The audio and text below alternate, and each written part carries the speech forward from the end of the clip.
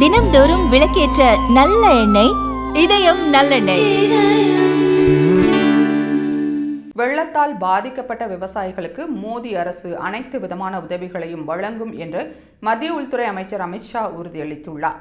மகாராஷ்டிராவில் நடந்த விவசாயிகள் பேரணியில் கலந்து கொண்டு பேசிய அமித்ஷா, கனமழை காரணமாக மகாராஷ்டிராவில் 60 லட்சம் ஹெக்டேருக்கும் அதிகமான விளை நிலங்களும் பயிர்களும் சேதமடைந்துள்ளன. முதல்வர் தேவேந்திர ஃபட்னாவிஸ், துணை முதல்வர் ஏக்நாத் ஷிண்டே, அஜித் பவார் உள்ளிட்டோருடன் ஆலோசனை நடத்தப்பட்ட நிலையில் விவசாயிகளுக்கு நிவாரணம் வழங்குவது தொடர்பான விரிவான அறிக்கையை அளிக்க உத்தரவிடப்பட்டுள்ளது. விவசாயிகளுக்கு உதவுவதில் பிரதமர் மோடி எப்போதும் தாமதம் செய்ய மாட்டார்.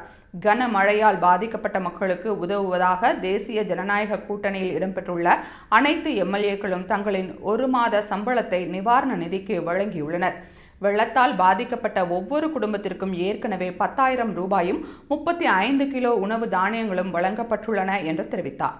மேலும் மத்திய அரசு ஏற்கனவே 3,132 கோடி ரூபாயை நிதியை மகாராஷ்டிராவுக்கு அளித்துள்ளது என்றும், மாநில அரசு 2,215 கோடி ரூபாயை நிவாரணமாக வழங்கியுள்ளதால் 31 லட்சம் விவசாயிகள் பயனடைந்துள்ளனர் என்று அமித்ஷா குறிப்பிட்டுள்ளார்.